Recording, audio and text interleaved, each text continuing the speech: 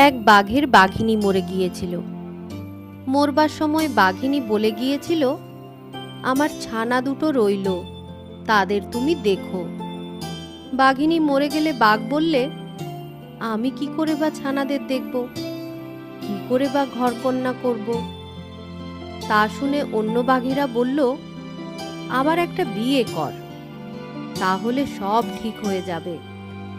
বাঘও ভাবলে, একটা বিয়ে করলে হয়, কিন্তু আর বাঘিনী বিয়ে করব না, তারা রাঁধতে টাঁধতে জানে না। এবারে বিয়ে করব তো মানুষের মেয়ে, শুনেছি তারা খুব ভালো রাঁধতে পারে। এই মনে করে সে মেয়ে খুঁজতে গেল গ্রামে। সেখানে এক গৃহস্থের একটি ছেলে আর একটি মেয়ে ছিল। বাঘ সেই মেয়েটিকে ধরে এনে তার ছানা দুটোকে বললে, দেখ রে, এই তোদের মা। ছানা দুটো বললে, লেজ নেই, দাঁত নেই, রোঁয়া নেই, ডোরা নেই, ও কেন আমাদের মা হবে? ওটাকে মেরে দাও, আমরা খাই। বাঘ বললে, খবরদার, অমন কথা বলবি তো তোদের ছিঁড়ে টুকরো টুকরো করব। তাতে ছানা দুটো চুপ করে গেল। কিন্তু সেই মেয়েটিকে তারা একেবারেই দেখতে পারত না, আর কথায় কথায় খালি বলতো, আর একটু বড় হলেই আমাদের গায়ে জোর হবে, তখন তোর ঘাড় ভেঙে তোকে খাবো। সেই মেয়েটির দুঃখের কথা কি আর বলবো? বাঘ যখন বাড়ি থাকে না, তখন সে তার বাপ মা আর ভাইয়ের জন্য গড়াগড়ি দিয়ে কাঁদে।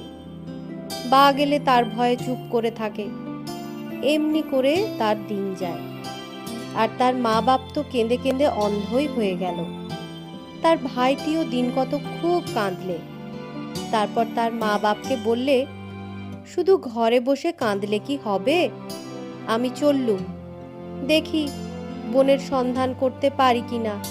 এই বলে সে ঘর থেকে বেরিয়ে খালি বনে বনে ঘুরতে ঘুরতে শেষে সেই বাঘের বাড়ি এসে তার বোনকে দেখতে পেল। বোনটি তো তাকে দেখেই কাঁদতে কাঁদতে বললে, ও দাদা, তুমি কেন এলে? বাঘ এলেই যে তোমাকে ধরে খাবে। ভাই বললে, খাবে, আমি তোকে না নিয়ে ফিরছি না, এখন আমাকে লুকিয়ে রাখ, তারপর দেখব এখন। তখন তারা দুজনে মিলে রান্নাঘরে গর্ত খুঁড়ল।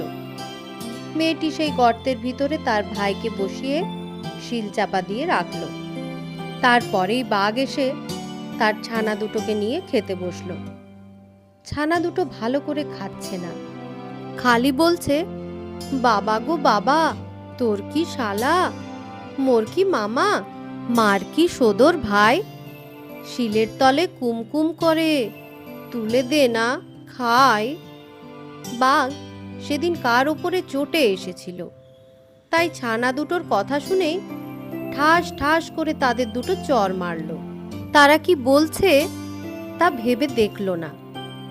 খাওয়া শেষ হলে সে মেয়েটিকে বলল, আজ পিঠে করিস, বিকেলে খাবো, দেখিস যেন ভালো হয়। এই বলে সে আবার বেরিয়ে গেল। বাঘ চলে গেলে পর মেয়েটি শিলের তলা থেকে তার ভাইকে বার করল। তারপর দুজনে খাওয়া দাওয়া সেরে উনুন ধরিয়ে তার উপর কড়াই করে তেল চড়ালো। তারপর বাঘের ছানা দুটোকে কেটে উনুনের উপর ঝুলিয়ে রেখে তারা সেখান থেকে ছুটে পালালো। বাঘের ছানা উনুনের উপর ঝুলছে, আর ঝ্যাঁত ঝ্যাঁত করে রক্তের ফোঁটা তপ্ত তেলে পড়ছে। বিকেলে বাঘ ফিরে এসে ঘরে ঢুকবার আগেই সেই শব্দ শুনতে পেল। শুনে সে বললে, বাহ রে বাহ, ওই পিঠে হচ্ছে। পিঠে যদি ভালো হয় তাহলে ভালো, নইলে আমরা তিন বাপ বেটায় মিলে রাঁধুনি হতভাগীকে ছিঁড়ে খাবো। তারপর ঘরে ঢুকেই দেখলো কি রকম পিঠে হচ্ছে। তখন বাঘ হালুম হালুম করে ঘরময় খুঁজতে লাগলো, কিন্তু গৃহস্থের মেয়েকে আর কোথায় পাবে। সে ততক্ষণে তার ভাইকে নিয়ে মা বাপের কাছে গিয়ে উপস্থিত হয়েছে। আর গ্রামের সকল লোক ছুটে এসে তাদের নিয়ে কি আনন্দই যে করছে তা আর কি বলবো।